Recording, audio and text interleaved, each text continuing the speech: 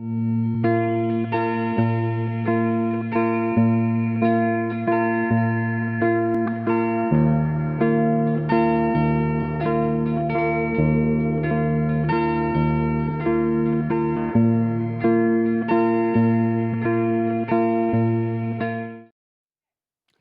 again. My guest today introduces himself when appropriate in the following words. I'm Ramsey Campbell, I write horror. Now that, of course, can be a conversation stopper. I'm hoping today, of course, as Ramsey is with me, it'll be a conversation opener. Absolutely. A strange profession. It's all right, though. It's kept me going for more than half a century. I'm going to say you'll be 70 next year. I shall. And for more than 50 of those years, you've actually been writing, and since 1973, Sure.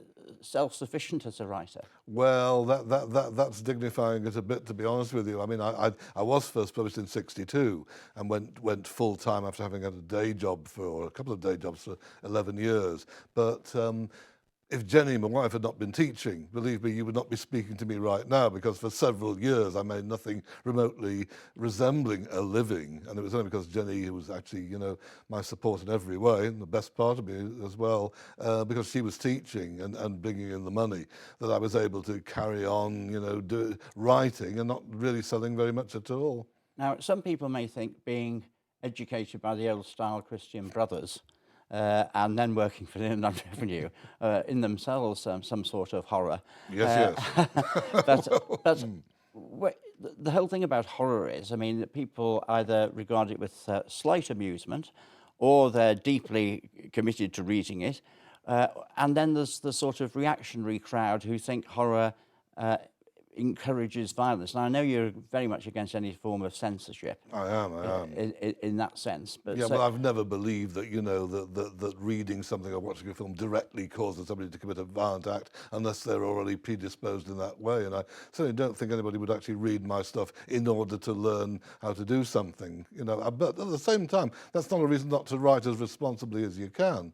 I mean, I do hope that what I'm writing, the way that I write it, actually has some sort of moral point. If I'm treating of actual, the sort of violence people could commit, though a lot of the time I'm dealing with the uncanny or the psychological. I know that, some people may think it's a sort of weird thing to do. You don't have a commuting problem because you work at home, I presume. I do, on the third floor of my Victorian semi. And just tell us a little bit, because there'll be a lot of people watching who, not necessarily a particular genre of writing, but have always wanted to write and they need the discipline to do it. I'm terrible. I work in 2,000-word batches and have a cup of coffee, then another cup of coffee, and then put a CD on or something. I'm dreadful. Well, that sounds pretty disciplined to me. But you do, you were telling me before we came to the studio, you start at 6 o'clock in the morning? Yeah, I mean, if I'm writing a new piece in particular, new story, first draft, I mean, the ideas will wake me up. I'll 6 o'clock in the morning, I need to get to my notebooks and scribble down the first few ideas, the first few images, sentences, whatever they may be. I mean, I don't get to my desk at 6 in the morning, but I'm certainly up there way before the dawn, so I can see the dawn across the Mersey. One of the things that keeps me up there. From near Wirral. Yes, indeed, from Wallasey. From Wallasey. Now, the thing is, do you keep a notebook? You've just said basically several. With Always ideas carry them. Always carry them. So you never know when an idea is going to occur to you. So if you haven't done it already, you could be sitting here today thinking, oh, I might do something set in a TV studio. Or well, I probably haven't done that already. So you never know. At this very moment, something may be happening at the back of my head that even I don't know about yet. I mean, it's the subconscious that does it. When you're writing, I've heard people say on literary programs, so the characters take over or the book evolves. Now, you've done several novels starting back in 1976, I think, yes. with that wonderfully titled The Doll Who Ate His Mother. That's right. Which is a fantastic title. Yes, everybody reacts to it. Many people loathe it. And in fact, it was on a list once, I think it was in The Guardian, of the 10 worst titles ever conceived.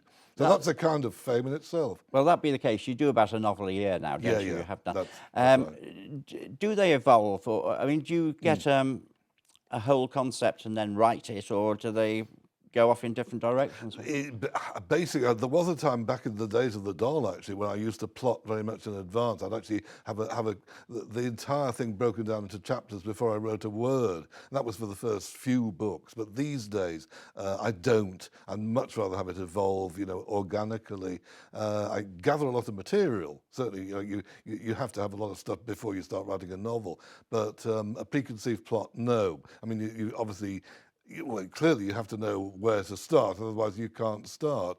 But after that, I'd much rather go up to my room every morning and surprise myself with something I didn't know I was going to write until I wrote it. And I'd much rather the thing developed of itself. I mean, curiously enough, this would have been heavens, the turn of the century. I thought, well, let's see what happens if I do plot in advance for a change, because I'd not done it for more than a decade. And in fact, it was the worst constructed novel I'd ever written. It was a terrible piece of work. And I mean, my editor at Tor in New York, quite rightly, sent me a several thousand-word email pointing out all that was wrong with it, and she was right. In fact, once I started working on her edits, I discovered there was more wrong that I could put right as well that she hadn't spotted. So clearly that doesn't work for me, that whole process of preconceiving it. And so in fact, I don't even know what the ending is usually with a novel until I'm in the final chapter. Right, now you mentioned an editor in New York. Lots of people you worked with, editors, and you've done a lot of editing yourself. Your literary work has been translated into several languages. Does horror lose anything in the translation, or are you quite happy to leave that to someone else and just hope it comes out like you intend? Well, I've got to leave it because I can't translate it, and in many cases I don't even know what the translation is. I mean, I've no idea what they've done to me in Japanese, for instance, who my daughter can tell me possibly, but I wouldn't know. But I'll tell you what, it's not so much horror, but the thing is I very much use the English language. Well, obviously I write in English, but what I mean is I'm very conscious of nuances and ambiguities, and I tend to like to play with those. Now, you can't translate them necessarily, and in fact there are, particularly this is true of the French editions of my stuff, they will footnote it, the translator, to indicate where there's a nuance in English that they can't directly convey, which I admire, that they take it that seriously. Well, I remember Willie Russell telling me there's a famous Yeats's Wine Lodge joke in Educating Rita. Yes. Cross between Yeats's Wine Lodge, which we all know in this part of the world, and Yeats, the poet. And I said, how does that work in Japan, Willie? And he said, oh, they get it. Yeah. Oh, the whole idea of a wine lodge. Yeah. So they do get it. So you leave that in the trust of others, do you? I've got to. It sort of works that way. Now, you talked about having to have a lot of information for some of the stuff you write. You dabbled, I think I'm right in saying, in science fiction for a time. I did and was very bad at it, and this is really part of this immediately after having gone full time, that horror wasn't selling. This was the early 70s, well 73, and my agent in New York, Kirby McCauley, sadly no longer with us, said, Bill, basically, you must branch out, try writing fantasy, which I did for a time, and I did reasonably well, and science fiction, at which I was very bad. I don't think I sort of seized up somehow. I felt somehow I wasn't quite right for science fiction. I couldn't, if you like, let go enough to be able to develop the ideas properly. So I felt they're very stiffly written, and most of them were never published. Well, I eventually collected them in a book called Inconsequential Tales, which is what they are. I know that only this week, in fact, there was an article in the paper saying you need, and I'm sure you do have, a Mensa mind to do science fiction, because it's so detailed. Yeah. I mean, you look back at War of the Worlds or something, wonderful though it is. Yes. It's, it's not technological. Oh no, well, nor was, say, Ray Bradbury, though he never thought he wrote science fiction either. Now, if I'd gone to trying to write that kind of science fiction, I might have been able to do it. But I just felt I could not conceive the future sufficiently well to be able to deal with it properly. And the technical details. Yeah, needed. well, that too. Well, I tried to leave them out as much as I possibly could. But even That's one way round it. even then, I was afraid of getting something wrong, as you very easily could. Well, in the second half, after the break, we'll talk about whether, and you can have time to think about this, whether you've ever frightened yourself when you're writing. I mean, the idea is, I suppose, with horror, apart from appreciating the literary nature of it, and the Oxford Dictionary of Literature has named you as our foremost writer of horror, but, are you trying to frighten people, or are you trying to entertain them? Well, it's more that I'm trying to convey how it feels to me. So the old question of, do you ever frighten yourself is, yes, in a sense, if it didn't feel that way to me, I wouldn't write it like that. So basically, frighten is perhaps putting it a bit much. But I mean, some things, the horrors of real life are pretty terrifying, certainly. And I've, certainly treated of some of those. But as far as the supernatural goes, it's more that I found it imaginatively engaging. And, that it gives me more of a sense of awe and the uncanny, if you like. And that's what I try to convey in the writing. And an element of surprise to yourself as you Oh go along. yeah, oh very much so. Yes, yes. I'd much rather, conceive something I've not conceived before. Well, I mean, you try not to repeat yourself. You do, you can't help it, but you do your best not to. In terms of themes and ideas. Themes, inevitably, you return to certain things. Vulnerability of children has always been one of mine, even before I became a father. Right, well, there we are.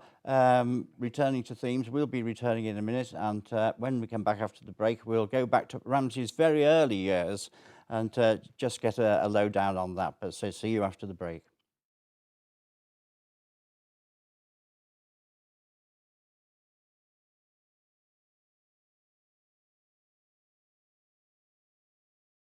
Welcome back. My guest today is Ramsay Campbell, the horror writer.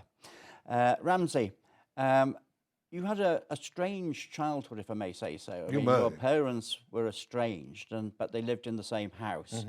I think your mother you lived downstairs with your mother or something, and your father Yes, lived upstairs, and that's you right. hardly saw each other. It was only a small house, was it? It was a tiny house. It was 2 rooms downstairs, 3 tiny bedrooms, and a toilet bathroom. It's 40 Nook Rise in the Wavertree Garden suburb. It's still there, and in fact I visited it relatively recently, and I'd forgotten just how small it is. Although now it's very considerably more salubrious than I remember it.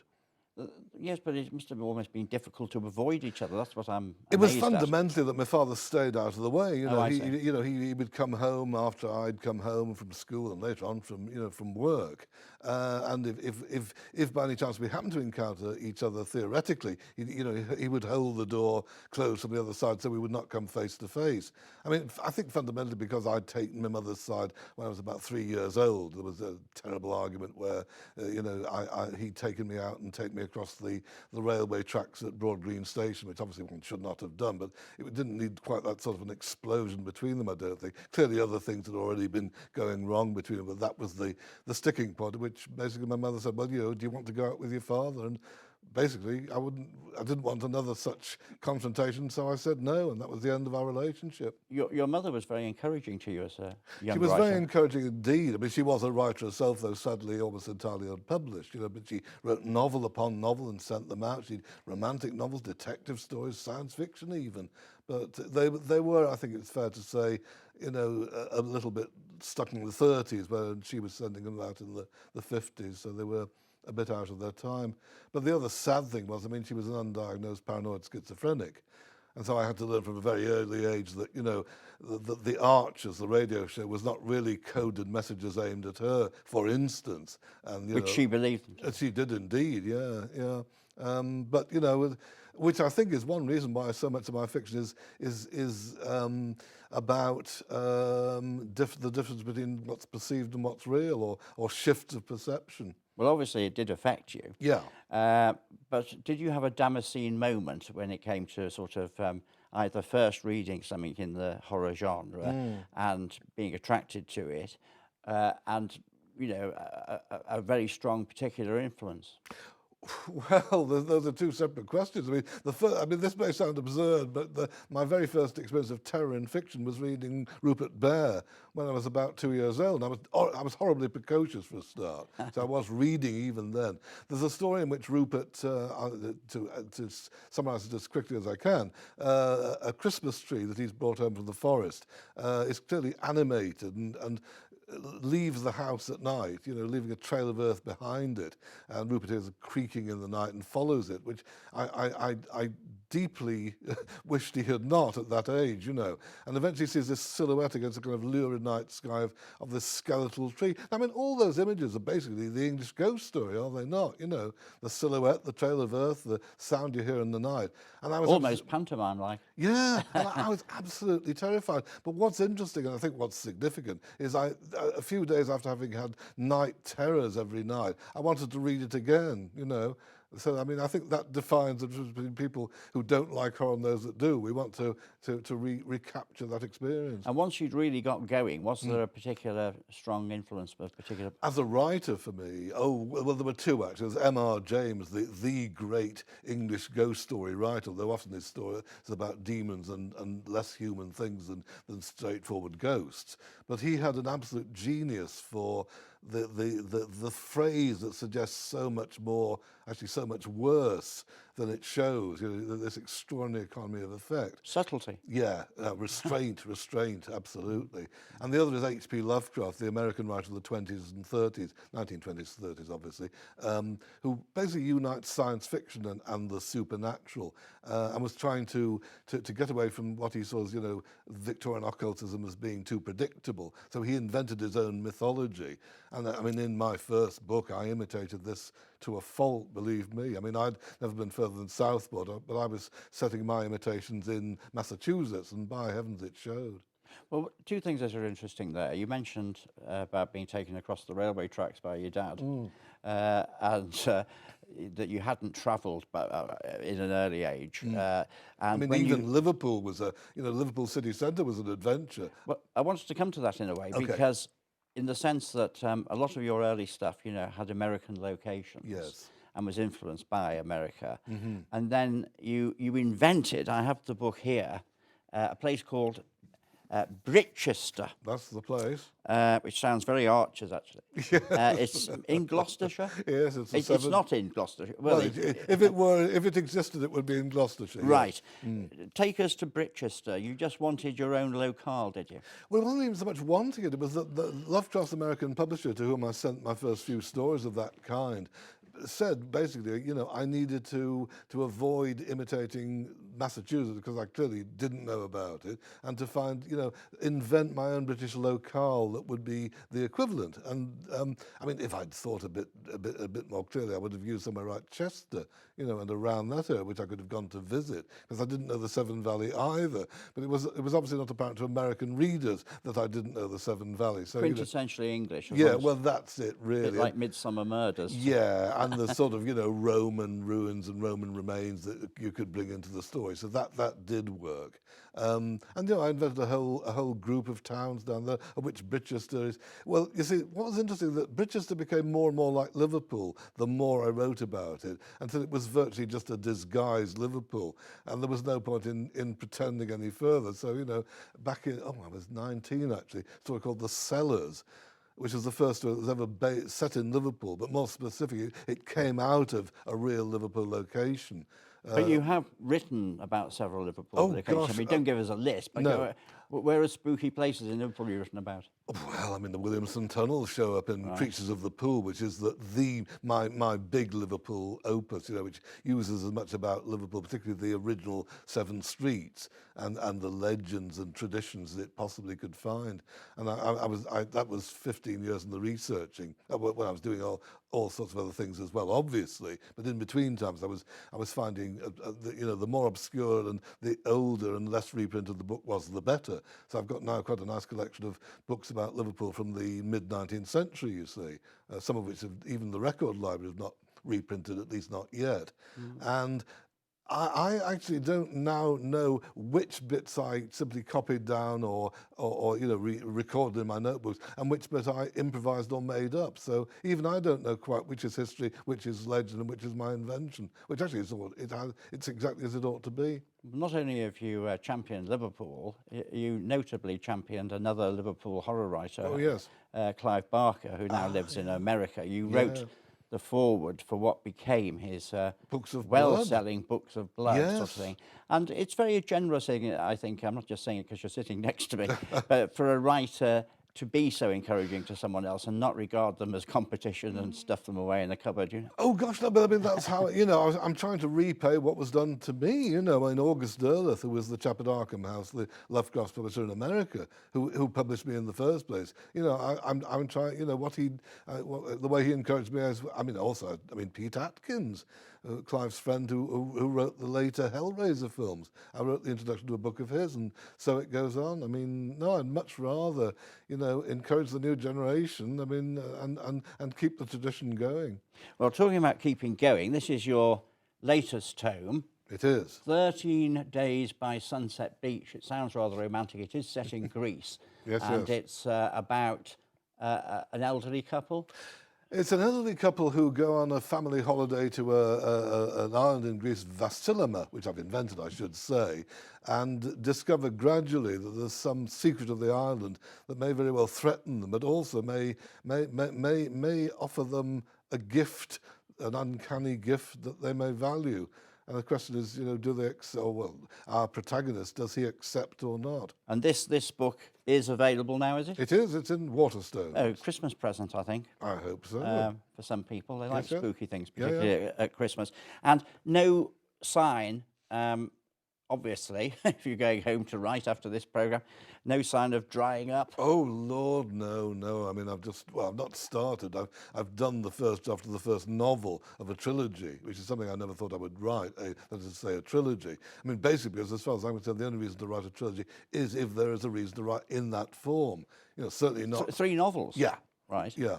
And in this case, this is another Liverpool, well, it's going to be 3 Liverpool novels, in fact, the first of which is set in the early 50s, and then the next will be in the 80s, and the final book will be in the year of publication.